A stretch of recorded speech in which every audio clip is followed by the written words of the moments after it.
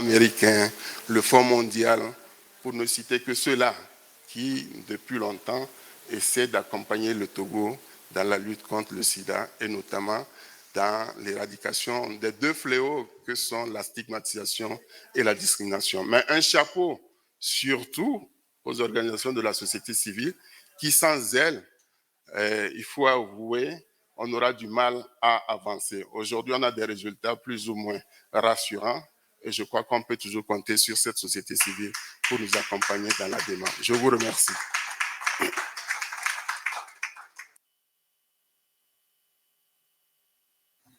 Merci, Damien, pour cette présentation, vraiment qui nous a fait le point de tout ce qui est fait au Togo en matière de lutte contre la stigmatisation et la discrimination à travers les aspects législatifs, l'implication de la société civile et les officiers de police judiciaire. Et tout ça permet donc de réduire de façon significative, on espère, le taux de stigmatisation et de discrimination dont sont victimes les personnes vivant avec le VIH. Donc, c'est un peu résumé ce que je pouvais retenir de la présentation de Amoussou, Damien. Peut-être que maintenant, la présidente va passer à la présentation suivante pour gagner du temps. Je vais dire merci à Damien de nous avoir fait gagner du temps. La deuxième présentation, on va laisser le nom de l'intervenant. Nous allons... Je n'ai pas le nom ici. Oui, nous allons à présent donner la parole à Mme Thiopeng Gisali, qui est... Non, c'est elle d'abord. Voilà. Qui va nous présenter aussi les questions de droits humains et genre communautaires en Afrique de l'Ouest. Merci. Vous avez la parole. Merci beaucoup, Madame la modératrice. Merci beaucoup, Monsieur le modérateur. Alors, je voudrais déjà commencer par remercier les organisateurs pour nous avoir associés à cette session en particulier. Je vais donc traiter rapidement de la question des droits humains et du VIH en Afrique de l'Ouest et du Centre en donnant uniquement à ce stade des éléments en termes d'aperçu. 10 minutes, c'est très court. Je vais juste faire un survol, mais je suis bien évidemment disponible pour partager davantage d'informations. C'est l'occasion également pour moi de remercier ma collègue Fatou Ndao sur laquelle j'ai travaillé sur cette présentation. Slide. Alors, en termes de plan de présentation, ce que j'ai proposé dans un premier temps, c'est de regarder ce à quoi ressemble une réponse efficace au VIH si l'on se base sur la définition de l'ONU-SIDA. Deuxièmement, je vais partager quelques éléments qui ont trait à des caractéristiques particulières que nous avons vécues au courant de l'année 2023. Nous allons donc passer ensuite à des initiatives actuelles, mais également des initiatives passées en matière de réponse aux droits humains dans notre région. Et enfin, terminer par quelques recommandations pour nous permettre d'aller plus loin quand il s'agit de traiter de la question des droits humains. Commencer par cette citation d'un ancien secrétaire général des Nations Unies, M. Kofi Annan, qui nous rappelle que nous ne sommes pas en mesure de profiter de la sécurité si nous n'avons pas le développement. Et nous ne sommes pas en mesure de profiter du développement sans sécurité. Nous ne pouvons pas profiter ni de l'un ni de l'autre si nous n'avons pas la pleine réalisation des droits humains. Slides. Je reviens ici sur un élément qui nous a été présenté dans le cadre du Global AIDS Update de l'ONU-SIDA de 2023, qui nous rappelle les différentes pièces du puzzle qu'il faut mettre ensemble si l'on veut arriver à une réponse efficace au VIH. Et j'ai voulu mettre l'accent sur ceci parce que ça nous permet de voir à quel point la question des droits humains est essentielle, et c'est la question que vous voyez au niveau du demi-cercle rose. Slide. Ici, je reviens sur quelques éléments qui nous sont recommandés par le Fonds mondial en termes de domaines programmatiques essentiels si l'on veut effectivement arriver à lever les barrières en matière de droits humains. On parle ici d'améliorer tout ce qui est alphabétisation juridique. On parle également de l'élimination de la stigmatisation et de la discrimination dans tous les contextes, mais on parle également d'améliorer l'accès à la justice, notamment pour les populations les plus vulnérables au VIH. Slide. Alors ici, nous avons voulu mettre l'accent sur l'année 2023. Mettre l'accent sur l'année 2023 dans la mesure où c'est une année qui nous a permis de faire face à différentes évolutions, à différentes dynamiques qui permettent de renforcer l'idée selon laquelle, sans pleine jouissance et sans pleine réalisation des droits humains, on ne peut pas améliorer la santé des individus, mais également des communautés dans lesquelles elles évoluent.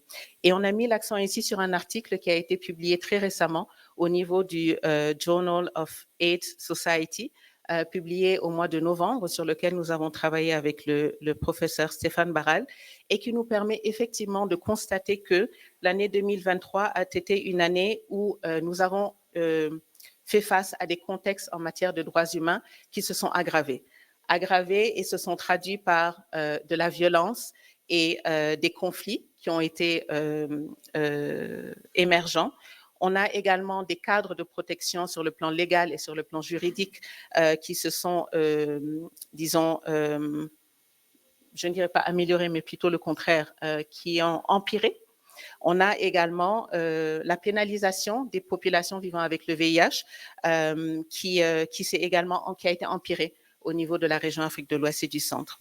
On a, face à cela, des dynamiques évoluantes, des dynamiques changeantes. La question du financement qui n'est toujours pas à hauteur des attentes. Et là, ça l'est encore moins parce qu'on se retrouve avec des financements qui, dans certains contextes, se stabilisent, qui, dans d'autres contextes, baissent, mais on se trouve en face de populations qui évoluent. Donc, les besoins ne sont pas forcément pleinement satisfaits. Et enfin, la question de la stigmatisation, avec une stigmatisation qui est lourdement portée par la jeunesse. Et on a le rapport qui a été publié par GNP+, le Stigma Index, qui nous montre à quel point est-ce qu'en termes de stigmatisation, c'est la jeunesse qui paie le plus lourd tribut. Slide.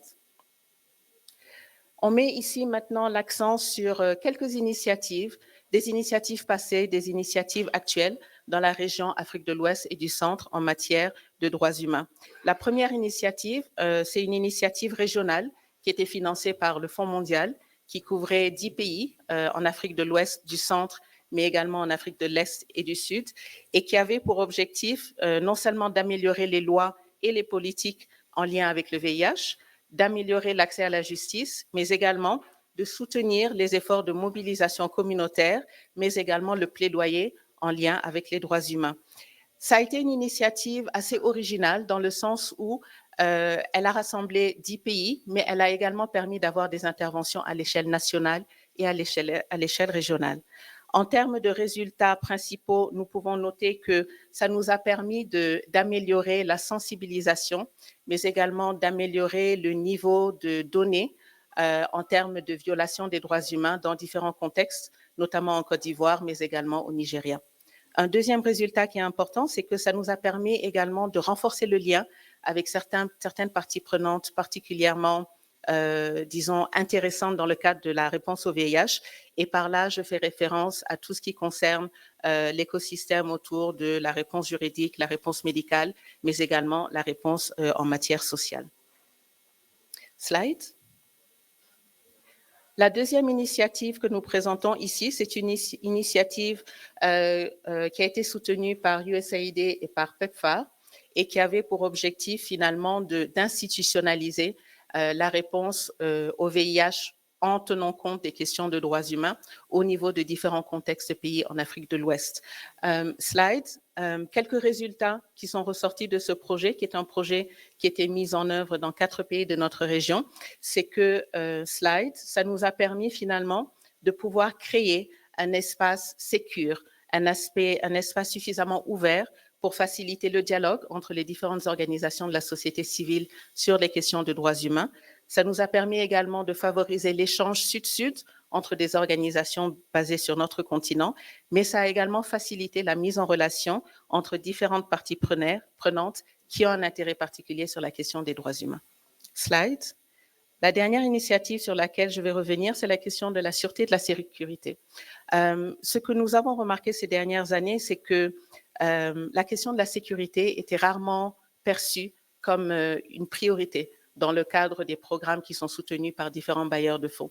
Et à ce titre, nous avons avec FHI 360, avec le Fonds mondial, travaillé au développement d'un outil que vous avez ici à l'écran, qui est un outil qui permet de rassembler un certain nombre de modules, qui permet aux organisations qui déroulent des interventions en direction des populations clés de faire ce qu'on appelle une évaluation des risques, de regarder à quel point est-ce que leur organisation peut être, disons, vulnérable à un ensemble de risques actuels au niveau de nos différents contextes. Ça nous a permis de pouvoir accompagner plusieurs organisations de la société civile dans notre région à faire un travail complet et à développer une sorte de plan d'atténuation des risques pour mieux se préparer aux évolutions dans les années à venir. Slide. Je terminerai par formuler quelques recommandations qui sont le fruit d'une consultation au niveau de plusieurs organisations de la société civile et qui nous ont permis de voir à quel point est-ce que nous avons besoin non seulement de réanalyser nos contextes, ce sont des contextes changeants, ce sont des contextes de plus en plus confrontés à des questions de droits humains particulièrement difficiles. Nous avons besoin, après cette première analyse, de pouvoir repenser quels sont les différents programmes que l'on doit développer, quels sont les angles d'approche sur lesquels nous devons mettre l'accent pour faire en sorte finalement de redéfinir des programmes qui soient plus adaptés aux besoins et aux réalités actuelles de nos populations en Afrique de l'Ouest et du Centre. Slide.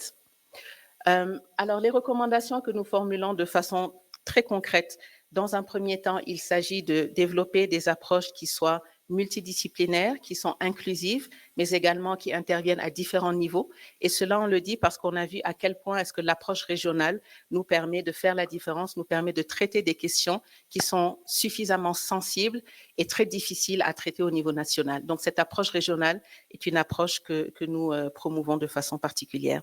Deuxièmement, il est question de renforcer, mais également de maintenir les partenariats stratégiques que nous avons actuellement en faisant un effort additionnel pour réimpliquer à nouveau toutes les parties prenantes qui étaient impliquées il y a quelques années, mais que, au fil du temps, nous avons laissé de côté. Il s'agit de façon spécifique des leaders religieux, des leaders traditionnels, mais également des leaders locaux, y compris les médias. Sur la question de l'investissement dans le capital humain, oui, on a besoin de renforcer les capacités du personnel pour qu'ils soient en mesure de soutenir tous les efforts que nous avons pu acquérir sur le plan de la prise en charge des droits humains dans notre région. Et la dernière slide revient sur la question de repenser nos programmes en matière de droits humains pour arriver à prioriser des programmes en matière de sécurité et de sûreté dans le cadre de nos interventions, mais également de faire de sorte d'avoir des stratégies plus domesticalisées, plus tropicalisées pour prendre en compte les contextes difficiles dans lesquels nous intervenons. Et enfin, la question de la documentation. Malheureusement, nous notons que nous faisons des choses extraordinaires au niveau communautaire, mais malheureusement, nous ne prenons pas suffisamment de temps pour le documenter et pour pouvoir partager nos expériences avec d'autres organisations dans la région. Donc voilà, Madame la modératrice, Monsieur le modérateur, les quelques éléments que je voulais partager avec vous et nous sommes bien évidemment disponibles pour répondre à d'autres questions. Précisez que nous avons également un stand, qui est le stand numéro 30, qui se trouve au niveau de la salle des exhibitions. Vous êtes les bienvenus, bien évidemment. Merci beaucoup.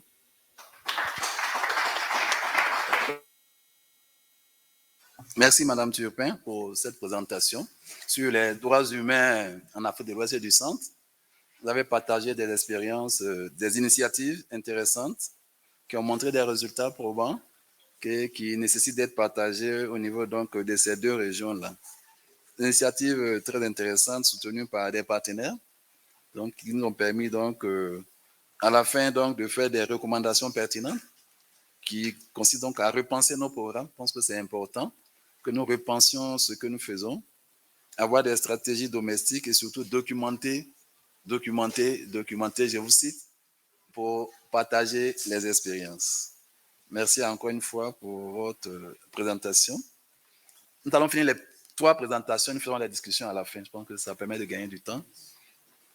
Nous allons appeler maintenant le dernier intervenant, Madame la Présidente. Oui, il s'agit de M. Massogi Tiamdoun, qui nous vient de Dakar, de l'ANC. Vous avez la parole. Merci. Merci, Madame la Présidente. Bonjour tout le monde.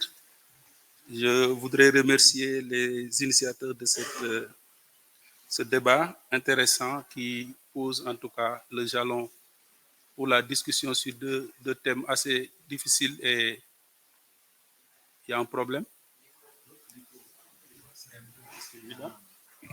Ok, ça marche là maintenant. C'est bon?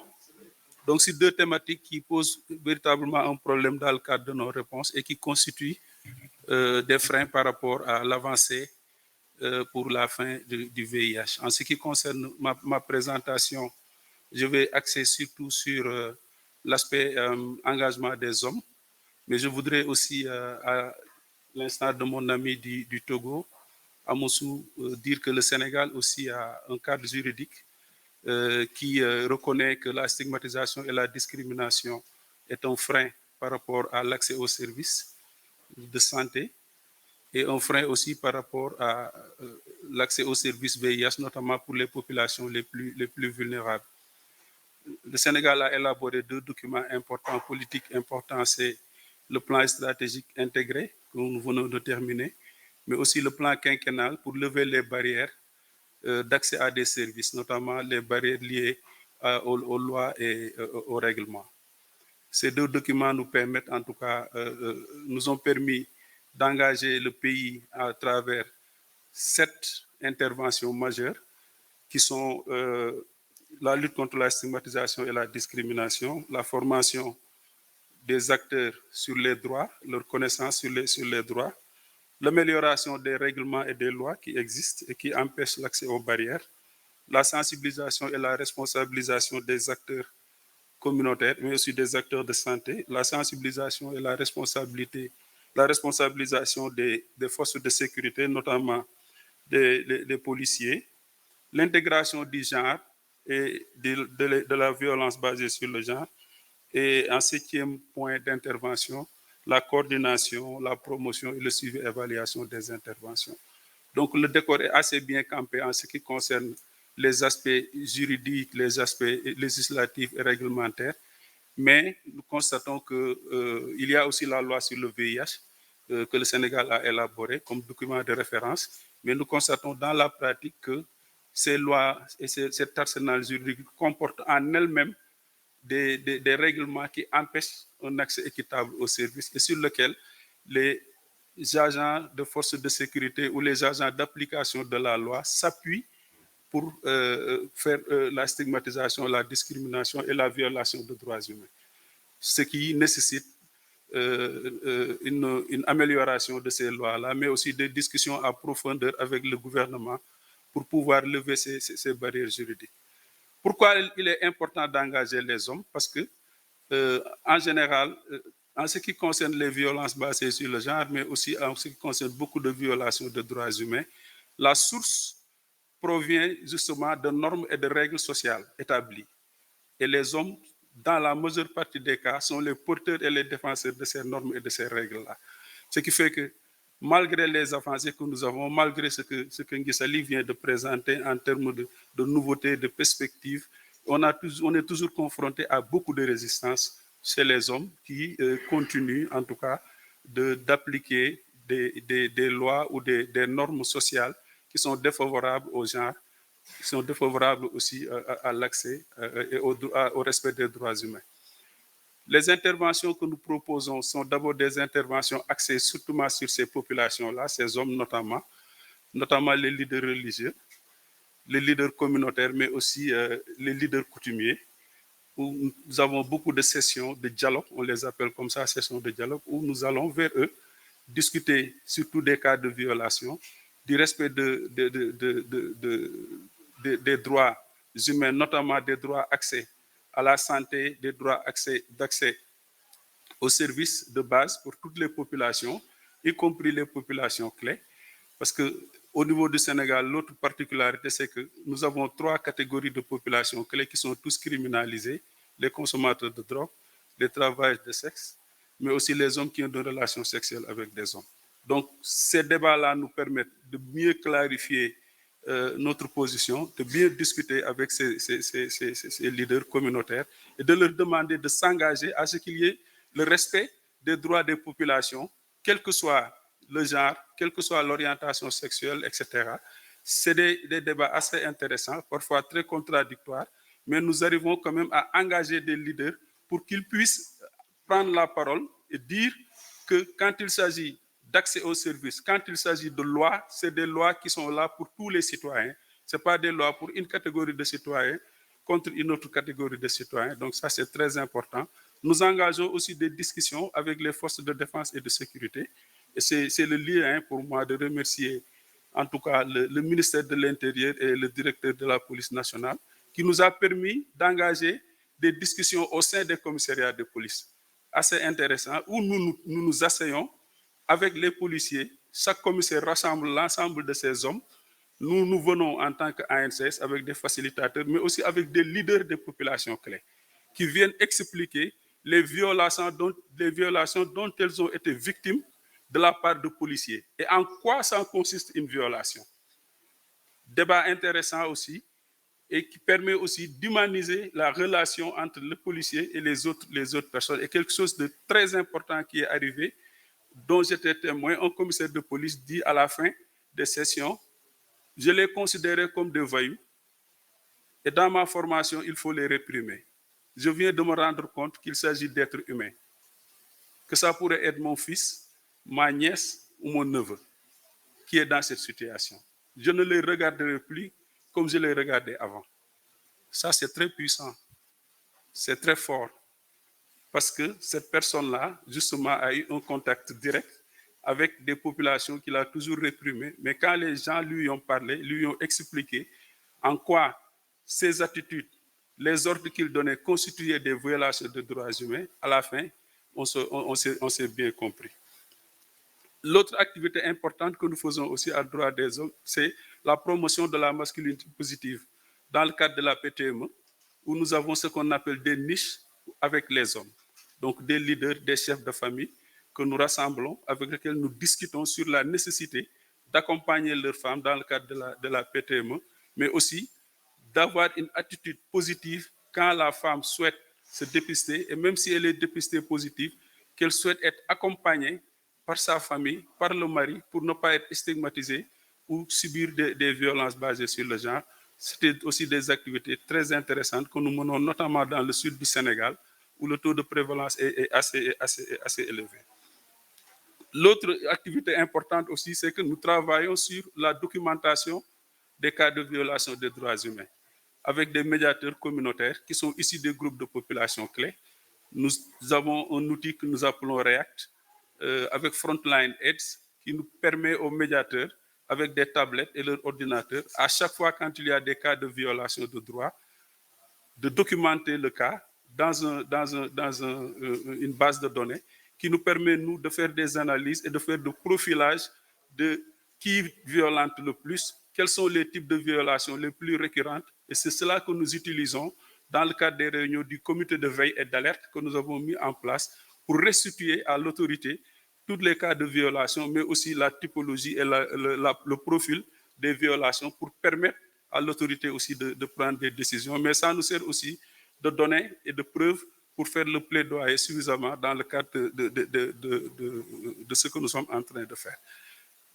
Pour terminer, moi, ce que je voulais dire, et Nguissali l'a abordé un peu, je pense que en termes c'est du plaidoyer pour une meilleure reconnaissance de ce que la société civile est en train de faire. C'est vrai que nous ne documentons pas assez, mais là où c'est difficile dans le cadre de la réponse au VIH, on envoie en front les acteurs de la société civile. Quand c'est compliqué, on nous dit, la société civile, allez-y. Nous venons de traverser au Sénégal un moment très difficile, très violent, parce qu'un présumé homosexuel est décédé, il a été enterré, des personnes l'ont déterré et ont brûlé son corps. Ça a été un choc dans le pays. Mais le gouvernement nous a appelés. C'est moi qui est parti dans les lieux où ça s'est passé pour dire qu'est-ce qui s'est passé et qu'est-ce qu'il faut faire. Aucun acteur du gouvernement n'est parti. Donc quand c'est difficile, on dit la société civile, allez-y, aidez-nous. Mais quand il s'agit maintenant de partager les ressources, on est tous à moins de 10% des ressources de ce que les partenaires sont en train de donner. C'est un problème. C'est un problème. On ne peut pas nous demander de faire le travail le plus difficile, nous demander les résultats les plus difficiles avec les moyens les plus dérisoires. Donc c'est un plaidoyer très fort que je fais pour la reconnaissance et la valorisation du savoir-faire, de l'expertise des acteurs de la communauté. Parce que là où c'est difficile, c'est nous qui sommes là. Donc il faudrait vraiment que les acteurs de la communauté soient mieux reconnus à leur juste valeur pour pouvoir engager les derniers mètres qui nous restent pour atteindre la fin du VIH. Voilà ce que je voulais dire très rapidement, en restant disponible. J'avais préparé une présentation, je l'ai trouvée très longue, pourquoi je ne l'ai pas présentée, mais je peux la partager à ceux qui voudraient bien que je la partage. Madame la Présidente, Monsieur le Président, je vous remercie.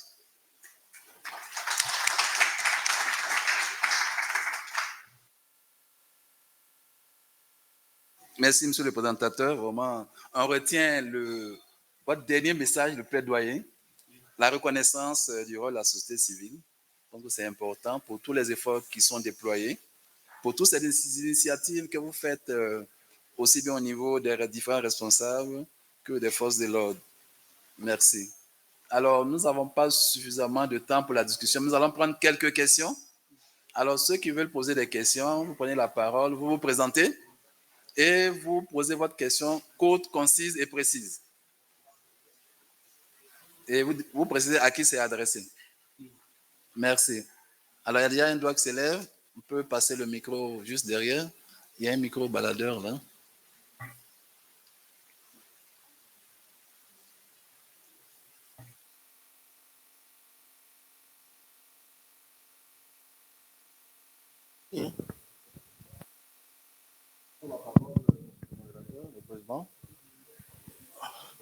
Je suis Vicky Mabiala, je suis médecin, chef du programme de lutte contre le VIH/SIDA dans mon pays. Je viens de la RDC, ou DRC, comme vous dites ici.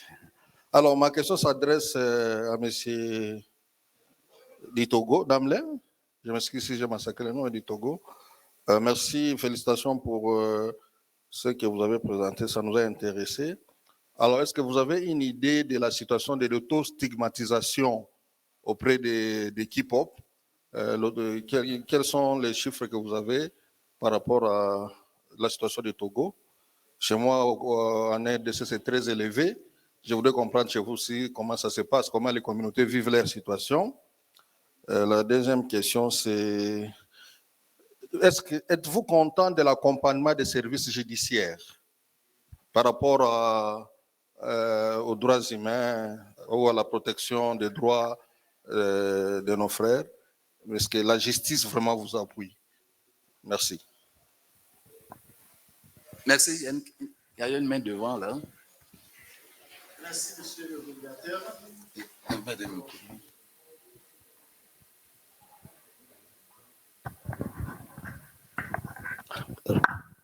Merci, monsieur le modérateur. Je voudrais m'associer à mon prédécesseur pour féliciter les présentateurs pour la qualité vraiment de leur présentation. Et nous parlons des droits humains. C'est une question que je me pose. Je suis Simplice Anato, président national de la plateforme des organisations de la société civile en lutte contre le VIH et pour la promotion des droits humains au Togo. Alors donc, nous avons le test encore dans le pays. Est-ce que nous pensons comment faire pour qu'on puisse aboutir vraiment à remporter cette lutte sur la violence basée sur le genre? Comment on peut faire dans la mesure où encore il existe dans certains de nos tests des lois, des articles qui n'encouragent pas, quoi. Comment on peut faire pour y mettre fin? Merci. Merci. Je pense que nous avons des contraintes de temps. Nous allons donc répondre à ces deux questions. Et puis, les présentateurs sont à votre disposition. Vous pouvez les approcher à la fin pour d'éventuels éclaircissements. Donc, nous allons laisser la parole à Moussou. Okay, merci beaucoup pour l'intérêt de cette présentation. Je crois que vos deux questions sont très pertinentes. Par rapport à la première, je ne vais pas m'aventurer trop dans cette logique, puisqu'il y a une présentation qui est dédiée pour ça. Je vais laisser le soin au présentateur de la session prochaine, certainement, je crois que c'est jeudi, quelque chose comme ça, qui pourrait éventuellement vous donner plus de détails là-dessus. En ce qui concerne si nous sommes contents par rapport à la justice ou aux magistrats, moi je dirais je suis personnellement satisfait puisqu'on a formé des magistrats friendly. des magistrats qui sont engagés dans la lutte contre le sida et surtout dans la lutte contre la stigmatisation et la discrimination.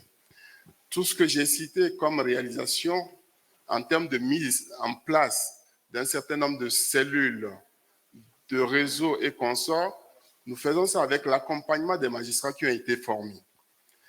Mais le grand défi qu'il y a derrière cet aspect-là, c'est en fait la difficulté pour les gens d'ester en justice lorsqu'ils sont victimes de stigmatisation ou de discrimination.